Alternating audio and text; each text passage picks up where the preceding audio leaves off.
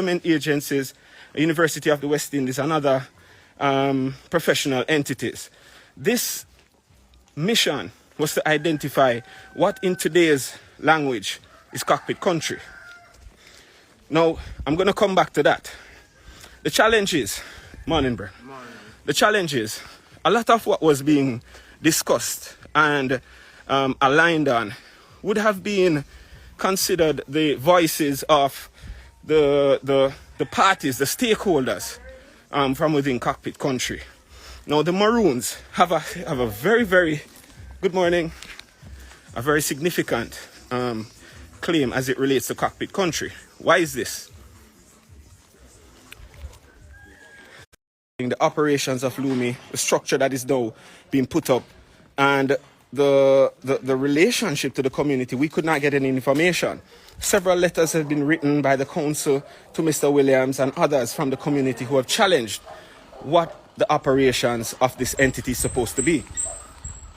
So very soon after, Mr. Williams and Mr. McPherson had a disagreement. I'm not privy to what the disagreement stemmed from or why there was a disagreement, but I know they fell apart. Mr. McPherson went away for some time, and then we came right up to an election to which the office of the chief then transitioned. Now, in more investigations coming in, I found a bank account that was not disclosed to me by former Colonel Williams. Actually, I found 3 additional bank accounts that were not disclosed to me by former Colonel Williams. When we went in and examined one specific account that was created under the existing entity, a Compound Development Foundation, which was established from 2005, prior to Mr. Williams, a US dollar account was identified under the name of Ferron Williams and Timothy McPherson. Through that account, between the period, I'm going to show you this building. Very, very nice. It was built. It's been locked up for over a year and a half since I've taken office. I've deliberately not come into this building for the sake of facilitating an investigation, which I would have hoped.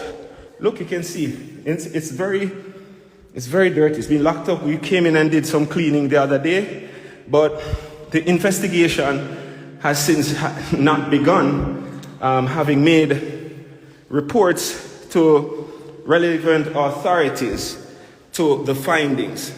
In this US dollar account, my beloved people, approximately $1 million US transitioned through this state account between 2017 and 2019. Note, this account was not disclosed to the community. It was not opened in accordance with the protocols established for the operation of state accounts. When we found this account, we then encountered a significant amount of pressure from former Colonel Williams and threats at the time, which we chose not to substantiate, but left it nevertheless for what it was, a threat and intimidation tactic. Nevertheless, close to $1 million US passed through our state account. And when asked about this account, Mr. Williams denied any knowledge of this account or existence of any such account. As I would have told you, Mr. McPherson has been nowhere to be found for the last 2 years. Now, I will show you a Compound Development Foundation Limited 2005 USD savings. I will show you transactions that are coming in. 111,000. These are now all withdrawals taking place, right? 272,000 coming in. All transactions coming out, right? Periodically, we saw these large sums of money coming in, and then money's going out, right? And they were only being withdrawn by 2 persons. Here we go again, 65,000 coming in, 45,000 coming in, 70,000 coming in, right? 54,000 coming in, right? And all these transactions happening immediately after the money comes in, another 30,000 coming in, right? 27,000 coming in, 20,000 coming in. Look at the dates, February, March, you know, 70,000. And I know when you go to the bank or when you go to any institution to try and draw on your own savings, you have to provide certain amounts of information, correct? Okay, it's called due diligence and KYC procedures and anti-money laundering procedures and regulations. I was in the banking system. I worked in it for over 4 years.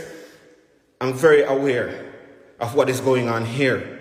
This information was shared to the police officers in Magati, St. Elizabeth, who have, for the last couple of weeks now, refused to take any statements from any person within the Akompong community. However, when it is convenient and when a call is made regarding threats or so-called threats from persons within the community who they think are aligned to me, then we have passes rolling into Akompong. This is my life, and this is what we the people are facing. So, I see people saying I should hold steady. Don't worry, all this information will come. I'm just giving you a glance right now. Another 27,000 coming in, right? 70,000 coming in, right? I'm just going to keep going, right? There are names of people in this community on this bank account, right? I've explained the pressures of some of the people in the community have been putting on us, right? 60,000 again coming in. Just look at all those negatives. And by the way, the other colonels on the windward side of the island who are a part of what they call the Maroon Secretariat. The Maroon Secretariat is also involved here because this scheme also involved them. So again, this is the involvement of a very precise web of what I would assume to be very questionable transactions that we the people, and a matter of fact, I presented this to my community in a town hall meeting. So the community is well aware of what has been happening with this account that was not disclosed to us, right? So Mr. Williams and Mr. McPherson have a lot of questions that they need to answer. Now, having realized that we're not getting the necessary response from the external authorities, mind you, after making that report in last year, I think it was July, to the Magati police, they advised that I take it a step further and go to MOCA, which is a major organized crime unit task force in the island. I did so. I made contact with MOCA. I made contact with the colonels there. I went to Kingston. I went to the 7th, 8th floor on NCB Towers. I sat with them for 2.5 hours and went through everything that I just showed to you. Now, if you think the story loud, or if you think the story bad yet, let me give you some more. Upon investigation, we came across the documents, the entity documents for the Central Solar Reserve Bank of Akompong, which is what the entity that was supposed to be here was called. We found the structure of the agreement to which the state owned 50% of the entity. 40% was being held in a holding company controlled by Mr. McPherson himself for so-called Maroons externally. Another 10% was being withheld for a potential investor, to which no one had the idea this investor was. When we went into the depths of the files and looking at where the transactions were coming from, one of the account was an entity, one of the deposits, several of the deposits came from an entity that originated in St. Lucia, right? And that entity, right, is what we suspect would have been the shadow for many other illicit players in this game and this charade that the Maroon people have had to suffer with for the last 2.5 years. We found out that this entity that we're looking at here and the structure of it involved a man by the name of Jan Marszalek. You can go look him up. He was listed as the world's most wanted man in 2020, July 2020.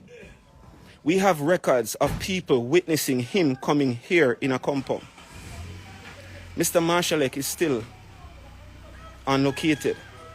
His means of moving about have been recognized as single-use planes, which he used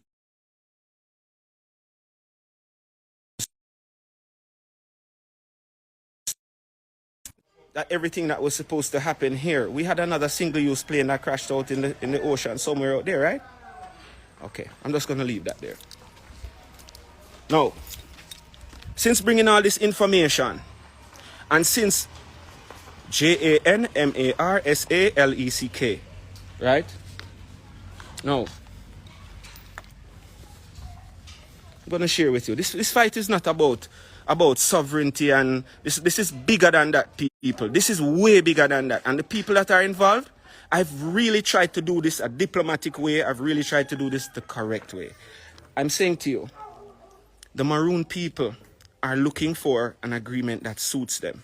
We do not want separation. We're not trying to divide the country. What we're trying to do is protect what truly belongs to us, because we see that there's a web of